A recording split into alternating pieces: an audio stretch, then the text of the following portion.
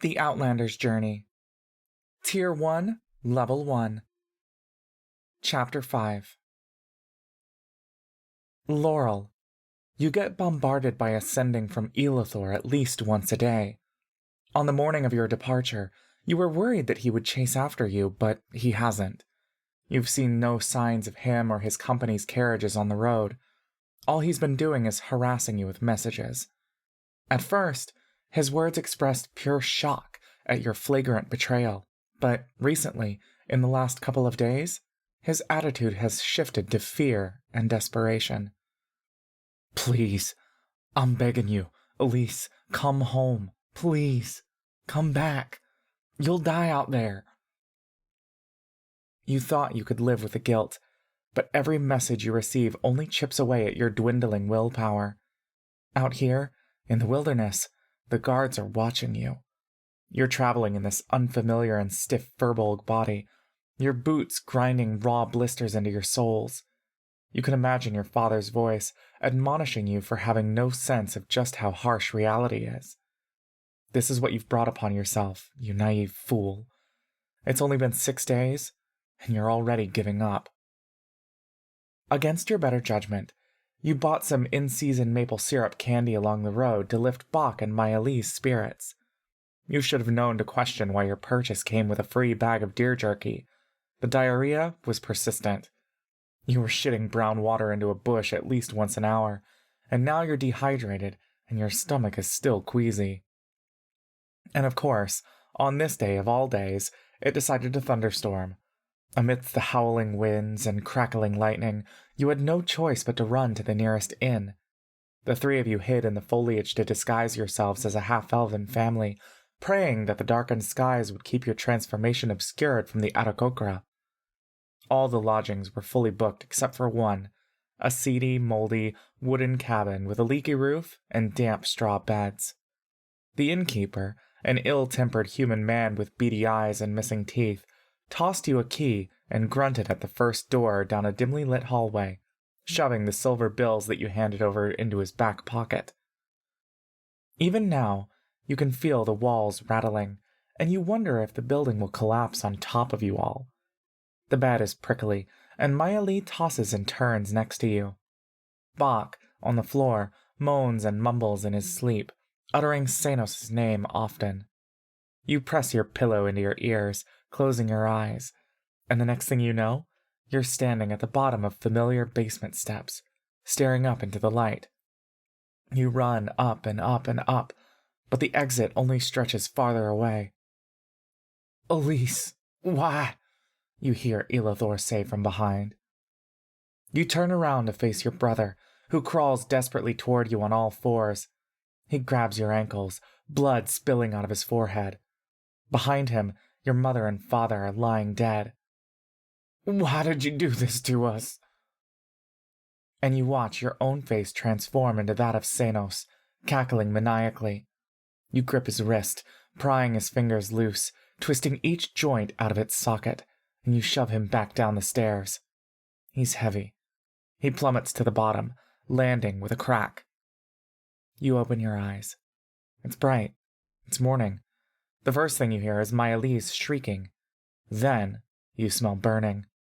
I'm sorry! I'm sorry! She screams. There's an emanating heat against your face, and you instantly shoot up out of bed. A blazing fire in the corner of the room, where your most important belongings are. Mayalee is desperately trying to separate whatever she can, but the fire only burns brighter. Bach grabs a blanket and leaps onto the fire. The wool covering erupts in flames, and he jumps back before his sleeves burn. Mayalee, Bach, get back! You shout. I didn't mean to, says Mayalee.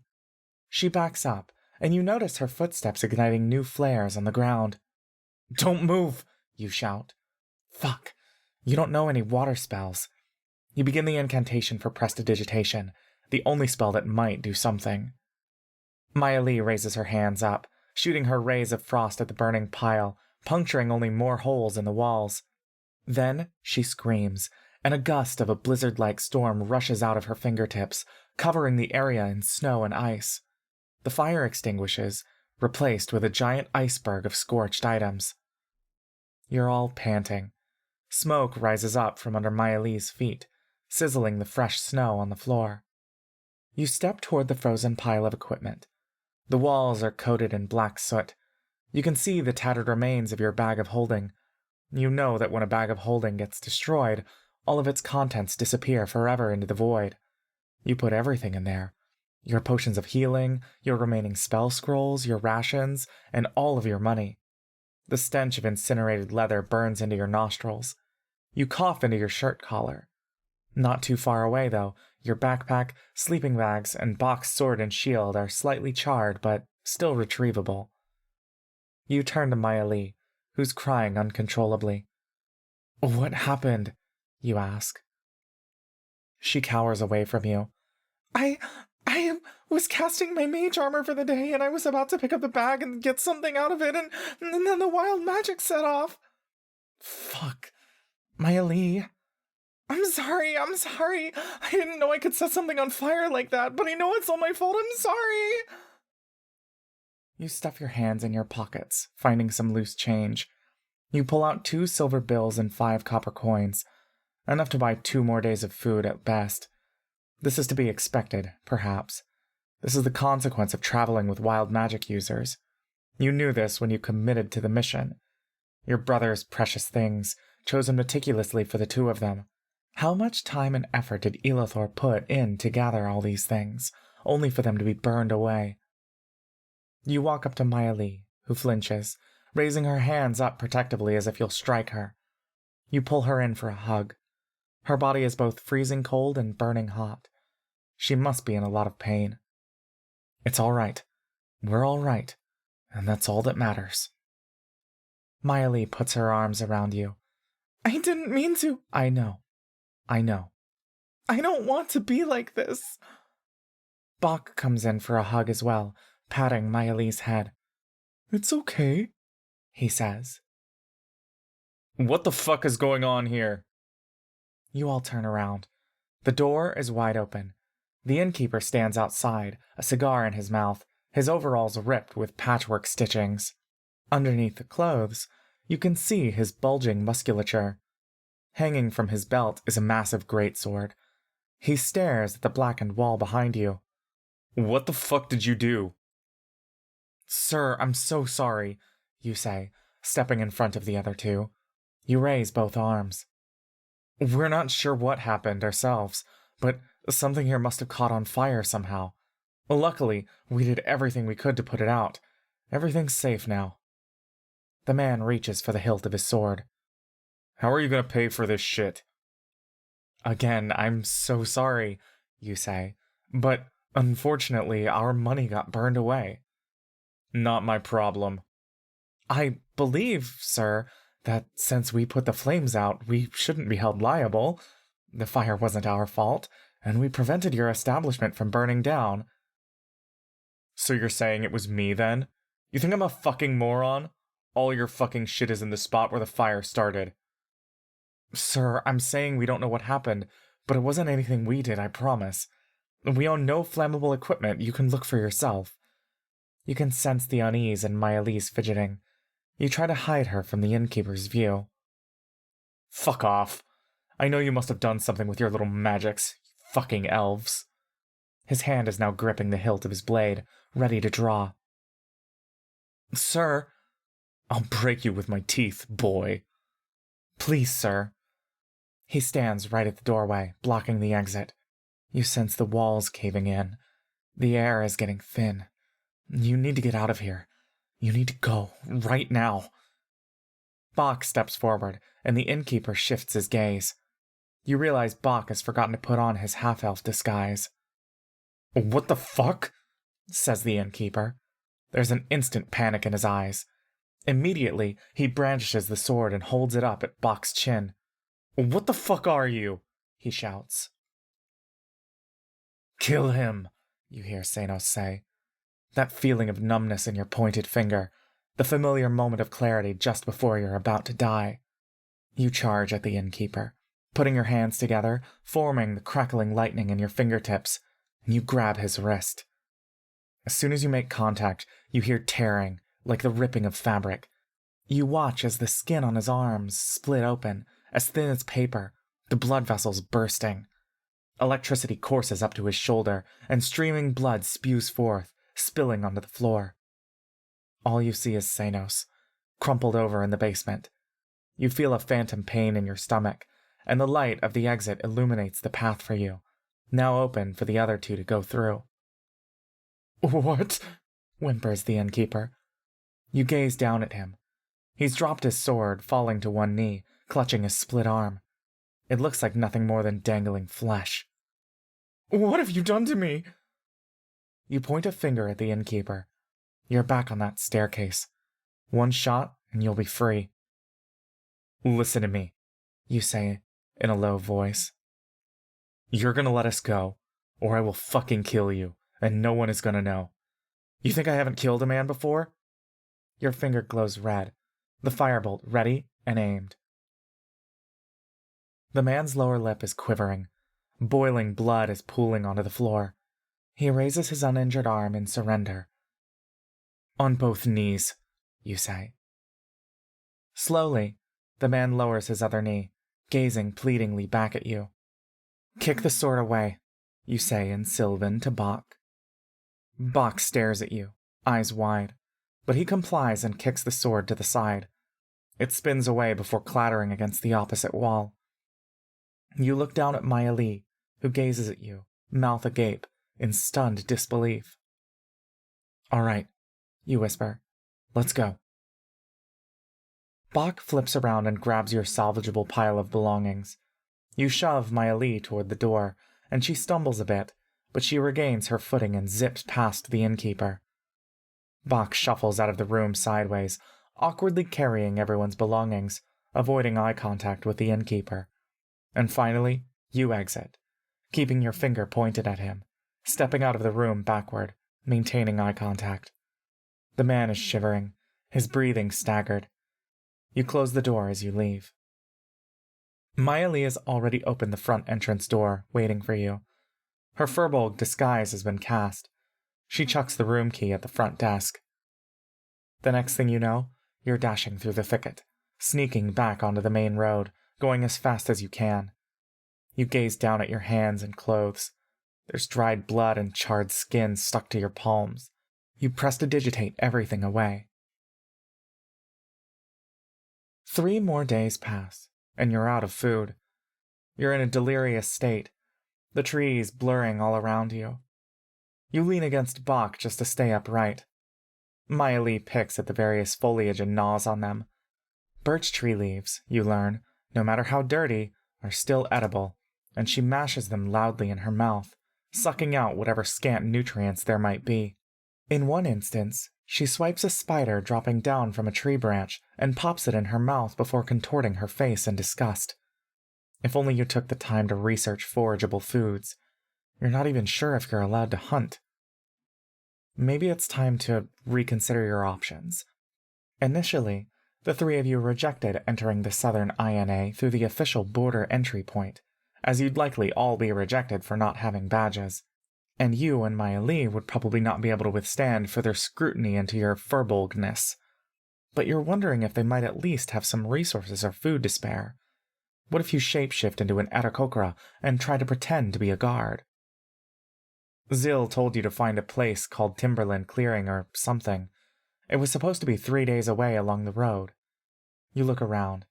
You haven't seen anything even remotely resembling a clearing, and the 3 of you have traveled far longer than 3 days by this point. You hear fluttering high above you, and you gaze up to find several Aarakocra soaring from tree to tree. By now you've grown used to this sight, but in this moment it dawns on you that this supposed entry point is very likely inaccessible to non-flying people. It's high up in the skies. You were never meant to enter in the first place. The other option, perhaps, is that Everlight Temple. Around you, you can hear chatter from the other pedestrians, who all seem to be discussing whether or not to make a stop there. From what they're saying, the temple is less than a day away. "Listen," you say, motioning for everyone to stop. "We need food, and we need to do whatever we can to get it. Maya Lee nods. I think we should be near that temple that Zil was talking about, and I think we should try to go in and get food. Isn't it bad to go there? Says Bach. Because of the soldiers. Yeah, you say. But what other choice do we have? What if they catch us or get mad at us like that innkeeper? Says Maya Lee. We might have to take that risk. Sure enough, by the end of the day, you spot it. You first notice a few carriages pass you, and then veer off-road, like they're about to drive into the mountains. But then you reach that point and find a large, gated entrance, open to the public. There was no need to search at all. As you all planned, you motion for the other two to crouch low and hide in the bushes as you scout ahead. You walk a few paces ahead and peer in through the gates. Inside, the grounds are teeming with Blue Lion soldiers. Dozens and dozens of them out in some courtyard area, lounging around and sparring with each other, swinging their blades wildly. A few red-robed acolytes are trying in vain to maintain order. You sneak back to Bach and Maya Lee, who wait on opposite sides of the gates. It really is overtaken by soldiers. I don't think it'll be safe for us to go in. Maya Lee rubs her belly. You feel your stomach growling too, churning nothing but acid. Fuck, you say. What should we do? We can find food somewhere else, says Bach. Maybe. Or maybe I'll go myself. See if I can bring anything back. What if they catch you? Asks Maya Lee. I'm less worried about myself and more worried about you two. Can you stay hidden here? You're hiding underneath the shadow of a large oak tree. Bach grabs armfuls of fall leaves, covering his legs. I think we'll be okay, says Maya Lee. I'm good at hiding. My telepathic link only lasts for a minute, so it's no use here. Disguise yourselves while you wait. If you get spotted, start running, all right? Maya Lee nods. What about you? Asks Bach. I'll find you. How? Just keep going west, and I'll reach you eventually. Okay, says Bach, unconvinced. You hope it won't have to come to this, though. You just need to be quick and sly and persuasive. Everything will be fine. You glance up, making sure you're not visible to any Etacoca guards from the top, and you peer into the temple gates again to check that no one there can see you either. As briskly as possible, you shapeshift into a small human girl, even younger than Maya Lee, with patchy, knotted hair, a sickly pale complexion, sunken cheeks, and missing front teeth. Your skin and bones and muscles crack and tear and stretch. It's never not painful, but, in a way, it is an art form. You've spent your whole life refining this craft, developing forms and bodies that your family would relentlessly scrutinize for believability. You are aware of every crevice, organ, orifice, fold of skin, and how to transform based off a single abstract mental image. In your shift weave, you shrink the sizing of your clothes into an off-white dress extending down to your knees. Maya Lee and Bach both gawk at you with astonishment. You sigh. I'll explain later. I'll be in and out as quickly as possible. It's a good thing you learned how to cry on cue in your short period of professional acting. You picture an old childhood friend, another changeling, whose family mysteriously disappeared 10 years ago and was never spoken of again. You enter the wide, open gates, where a tall, comely woman greets you. She's wearing long red robes down to her feet, and she's extremely pale in complexion, to the point that her skin is almost pure white. It's not that different from a changeling's. You gaze up at her, tears in your eyes, and you begin to wail. Oh my goodness! The woman kneels down and pulls you into her arms. What happened to you, little child? There, there. She runs her fingers through your tangled hair, and for a moment, the tenderness in her embrace truly does ease you. In one deft motion, she scoops you up and carries you inside. Through your tears, you take in the view of the temple in its vibrant colors. Full of reds and golds, it seems to shimmer in the sunlight. There are multiple buildings, most of which appear to be 3-story inns, perhaps where the acolytes and soldiers sleep. But this woman is carrying you to the largest, most vividly painted building, likely the main temple.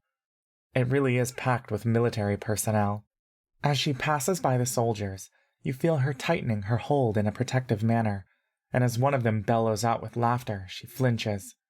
She turns her attention back to you. "What is your name, little one?" she asks. Laura Dove," you say. "What a beautiful name," she says. "My name is Sister Fimas. I am one of the acolytes at this temple, and I can help you with whatever you need, okay? You're safe here." Your stomach growls on cue. She laughs. "Don't worry. I'll get you some food as soon as I can." She pulls open the main temple door hurriedly. Before you can process the view inside, you are greeted by the tropical, humid air. Your eyes adjust to the light, and you gaze into the most beautiful and lush indoor garden you have ever seen. You can hear the gentle flow of water. Along the walls are grand paintings of a tall, dark-skinned woman with feathery white wings, wielding a fiery scimitar. Sister Fimas carries you through the garden, along a stone path, down a small set of stairs, before she finally sets you down beside a tiny pool. "Go ahead and soak your feet here while I get you some food." Remembering to stay in character, you grab at her robe as she turns to leave. "Don't go." Perhaps you're exaggerating too much. "Shh, says Sister Fimas, kneeling down and caressing your face.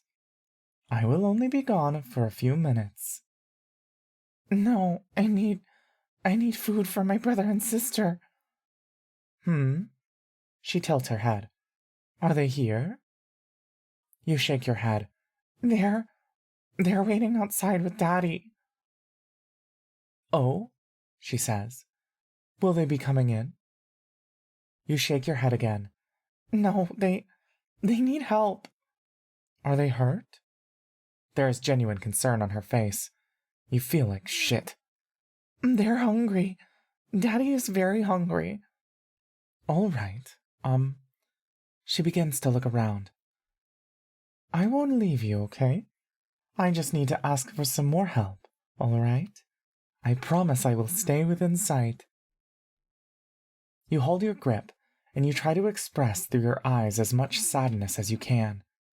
Then you let go, and she slowly slips away, turning around every few feet to reassure you that she's coming back. You dip your feet into the pool, enjoying the cool water. Your blisters sting, but almost in a good way. You haven't felt relief like this in so long. You watch her rush up the steps and towards an altar. Above it is a giant golden statue of the same woman in the paintings, arms raised vertically over her head and wings open. Next to the altar is a door. Sister Fimas scurries over and knocks impatiently. "High Priestess Vavina, are you in there? I do not wish to interrupt, but I am in need of assistance." It takes a long while, but the door eventually clicks open, and an older, stout, and fair-skinned dwarven woman pokes her head out. Her robes are white, and she is wearing a pointed hat. Sister Fimas bows and softly explains the situation, pointing at you. Soon, the dwarven woman closes the door behind her, and the two approach you together. "Laura Dove?" asks the dwarven woman. She has an austere, though sympathetic appearance. "Uh-huh," you whimper, wiping your nose. "My name is Vavina. I am the High Priestess here. Sister Fimas has told me that your father, brother, and sister all need aid." "Mm." "Do you want us to help them come in?" No. Daddy said he can't come in. He said for me to get food and come back." Sister Fimas and Vavina are both leaning in to hear you better. They share a look with each other. "Is there a reason your daddy can't come into the temple?" asks Vavina. You fidget nervously and begin to kick your feet in the water. He said..." "Is it the soldiers?" asks Sister Fimas. You lower your head, pouting a bit. You nod sheepishly. You catch, For a brief instant, Sister Fimas throwing Vavina a dirty look, but she corrects herself and turns back to you. All right. What about your brother and sister? They don't want to leave Daddy. Are they far away? No, you say. But they don't want anyone to find them, so they're hiding. How much food do you think they need? Vavina asks Sister Fimas. Daddy says a lot. There's 4 of them, says Sister Fimas to Vavina. Do you know where you're heading? She asks you. You shake your head. The High Priestess pushes herself up with her walking stick. Her knees buckle for a second, and Sister Fimas steadies her. I will be back with some food. Loradav, please stay here with Sister Fimas. Okay, thank you, you say. As Vavina staggers away, Sister Fimas sits next to you and slips off her shoes. She dips her feet into the water. I am sorry to hear that your father can't come in because of the soldiers. She sighs and reaches a hand out to stroke your hair. What are your brother and sister's names? You pause. Lenny and Lasita. They're 3. You put up 3 fingers for extra emphasis. You must be the oldest, then. You nod. I'm 6 2/4. You kick your feet in the water. She chuckles. You're very brave for coming. Do you know that? Sister Fimas leans forward, putting her elbows on her lap. I left my family to join this temple not long ago, so I know how hard it is for you. Here at the temple, we are taught to help anyone in need who enters our doors. But, she pauses for a moment, looking around to make sure no one is listening. But I see now that some people are too afraid to come in. We must change our ways so that we can help those who truly need it. Sometimes, our temple does things that don't make sense to me. You notice not just sorrow but contempt in her eyes, and all you feel in response is complete disgust with yourself. Here she is, displaying such openness and kindness, but only because she believes you to be a different person. You begin to feel that same discomfort creeping in, an out-of-body experience, an inability to keep up this act without fully disconnecting yourself. This little girl's form is merely a vessel now, trapping you inside. You are not you, and you will never be you. I am sorry, says Sister Fimas. I am telling you such unnecessary things when you have so much to worry about yourself. You are such a brave girl. You feel Loradov's hand touching Sister Fimas's arm. You sense Loradov's body leaning into her, and for the next 10 minutes or so, you wait. Sister Fimas attempts to inquire further into your fake family, and you feel Loradov answering with words that you don't remember. The additional names Loradov comes up with, some story about a dead mother, something about her father being a bad person who is running away from scary guards.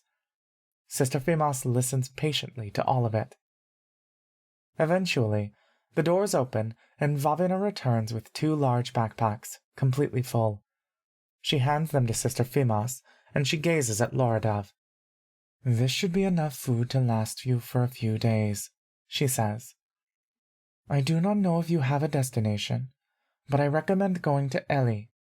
I know your father probably does not want to go there, but tell him that there is an inn. The innkeeper is someone we know, Brother Taida. He will not ask questions, and he will give you food and a place to sleep. He will not charge you if you do not have the money. Do you understand? Loradov nods her head. Brother Taida, remember that name. The Dawnflower's Keep is his inn. Okay. Sister Fimas will walk you to the exit. Will you be able to carry this on your own when you leave? Loradov nods again. Sister Fimas takes Loradov by the hand and walks her out. You feel weightless, like a ghost in a little girl's body. Before you realize it, you are at the exit, and carefully, Sister Fimas places you and the packs of supplies on the ground. Will they come to pick you up? She asks. Do you want me to wait here, It's okay, says Laura Dove. Thank you.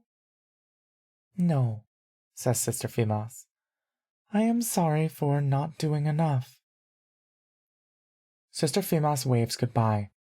She walks away, but you get the sense that she's still watching and waiting. You peer around, and you spot Bach and Maya Lee crouched in the leaves. You wave to them, breathing a sigh of relief, feeling yourself entering your body again as soon as you meet their gazes. Bach bursts out of the foliage and rushes over. He's in his magical disguise right now, which is just your elven laurel form. It works in this situation, though, because he can convincingly pass for a very young father. He takes the bags without effort and swings them over his back. All of you scurry away and settle in a different hidden area. You shift out of your Laura Dove form. No one else should be able to see you, so you transform into your elven laurel form, just so you can realign yourself, if for a little while. Your skeleton and muscles reshape themselves, the pain jolting you fully back into consciousness. You lean your head back against a tree, sighing. All right, go ahead and eat, you say. Maya Lee is clawing at one of the backpacks, ready to tear it open. Bach, meanwhile, stares at you. Are you okay, Laurel? I just need to catch my breath for a bit, you say. Okay. Thank you for the food, Laurel. Of course. Bach kneels down and opens the bag for Maya Lee. A pleasant smell wafts out, savory and somehow earthy. Maya Lee pulls out roasted hazelnuts and walnuts, dried berries, crackers, a hearty and rich-looking stew that is still steaming hot, cured meats, and even a few slices of some kind of raspberry tart. What do you want, Laurel? Asks Bach. Can I have the tart? You ask. Lovingly, Bach hands it to you, and you bite into it. The crust is delicate, and it crumbles in your mouth. It's dry at first, but you're instantly hit with the sweet and ripe raspberries, drizzled with honey. Your lips and fingers become sticky. You've never had anything so delicious before. This is so good, says Bach, mouthful of crackers, of all things. He drops his disguise and reverts back to his true Furbolg appearance. Maya Lee is not talking at all, tipping the bowl of stew upside down into her mouth. In her eagerness, her hat slips off and her disguise disappears as well. You're all hidden from the road, though, and you hope you're concealed from the Aarakocra. You're too exhausted to worry about such things anymore. Still, thanks to the sugary treat, you manage to sit back up and go through all of the supplies you received. At the very bottom of the food pack are dense rectangular crackers made with wheat, oats, and lard. Each bar seems to provide enough energy to replace a full meal. All in all, you have about 7 days' worth of food. In another backpack is a large container of clean water.